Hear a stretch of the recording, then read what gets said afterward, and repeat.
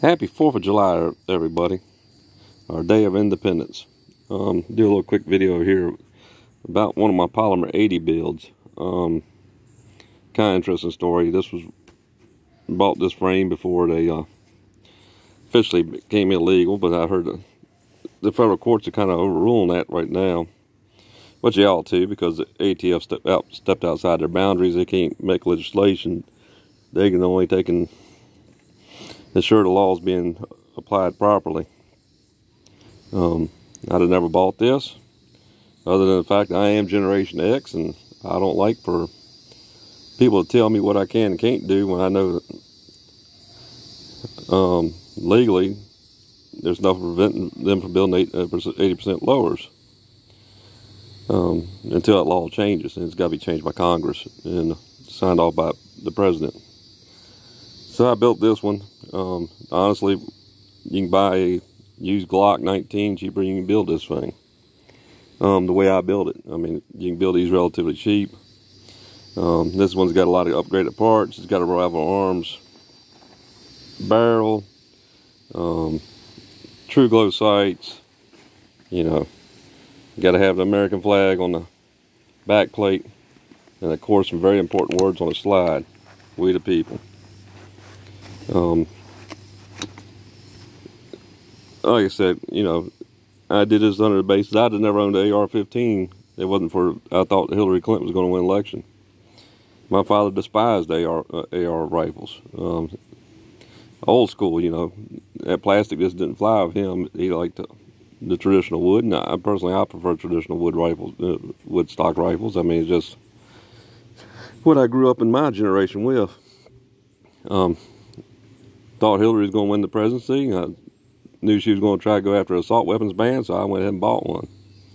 And about 8 ARs later, I enjoy shooting them.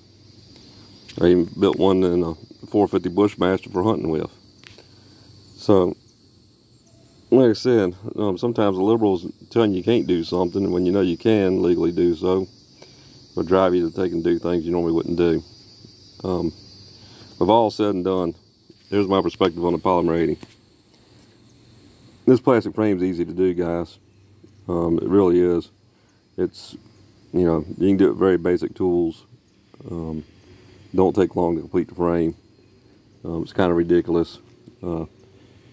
Honestly, when the rules written, the law was written, I don't think they, you know, it was unimaginable for there to be a polymer firearm. And I'm about as pro guns they come, to be honest with you. And you know, I've been around firearms my whole life, and I still got my first .22 rifle my dad gave me when I was 6 years old. But that being said, as a responsible firearm owner, we need to make sure stuff like this stay out of the wrong people's hands. And it very easily can be purchased, unserialized, and completed. I do see an issue with that, but here's the thing about it. You can't give the liberals an inch, because they'll take a mile. So, with that being said, until this thing's properly legislated and everything, they need to go back on the market and put the pressure on them. You hear these liberals always say common sense gun control, common sense regulations, everything.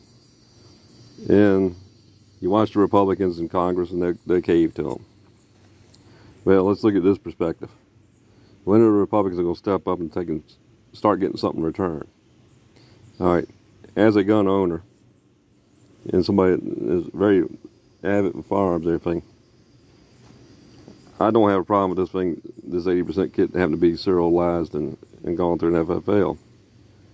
And I don't have a problem with that law. But in order to do that law, the liberals got to give us something in return. This is what's called common sense. I'm a licensed concealed carry weapons holder in the state of Virginia. My license should be good nationwide. If they want to pass something like this through Congress to take and do away with 80% lowers in the polymer fashion, I don't have a problem with that, but the Republicans need to get written in that bill as well, that if you pass your background checks and you're a concealed carry holder in the state of Virginia or North Carolina or Utah or wherever you may live, you should be able to go across state lines without any conditions either. You know, they try to make exemptions, you know, public parks and, you know, all this other bull crap. No, there should be no exemptions from it. We'll give you something, but you're going to give us something in return. That's the way we need to look at this. I'm not building 1911 lower yet. I mean, that's a little bit more in depth. You got to have tooling to do that. You know, it just ain't a matter of whipping out an X-Acto knife and sandpaper. That shouldn't be in the bill if they're going to do the polymer stuff. And if the liberals want to put that in the bill, then they got to give us something else in return. And maybe something like instead of a $250 tax stamp on suppressors, why not a $10 tax stamp? You know, suppressors are a good thing. They prevent the hearing loss, but also it prevents our noise from discharging firearms at a shooting range from impacting those around them that are not firearm-friendly people. You know, there's a proper way to legislate this stuff, and I think there can be some common ground found on some items, you know. Because this, you know, like I said, this is scary simple to build, guys. It was fun to build. It's a neat build. I mean, I've got 2 more of these frames. I bought them, like I said, probably about a month or so before the law went into effect off a gun broker. Just because I didn't want the government telling me what I couldn't and couldn't have. And the flip side of that as well is I was able to customize this gun to what I want it to be, instead of just plain old Glock. Like I said, you know, just food for thought and everything. I'm sure the next time we get a all-Democrat Congress and it's really progressive and you got a Democratic president, that legislation is probably going to get changed anyhow.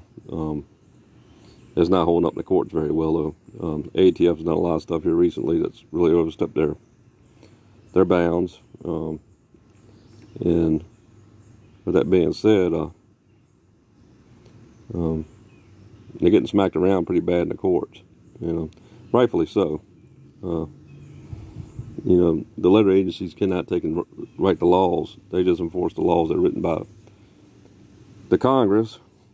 And, of course, the Congress still ain't figured out. They done laws citing everything that we don't work for them and the government don't control us. We, the people, are the ones that control Congress.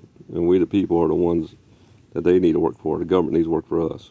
And over the course of a couple hundred years, we've lost that vision. And I think people are starting to slowly wake up. And we'll see what happens. You know, it's going to be interesting to see how everything plays out over time.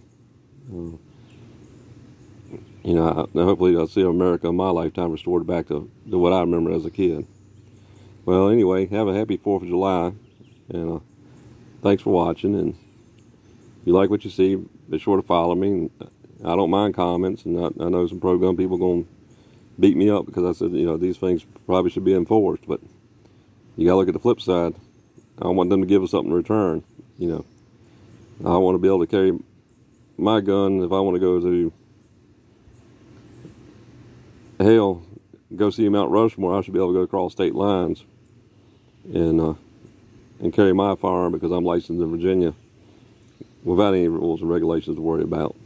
But anyway, like I said, hope everybody has a good day. Thank you.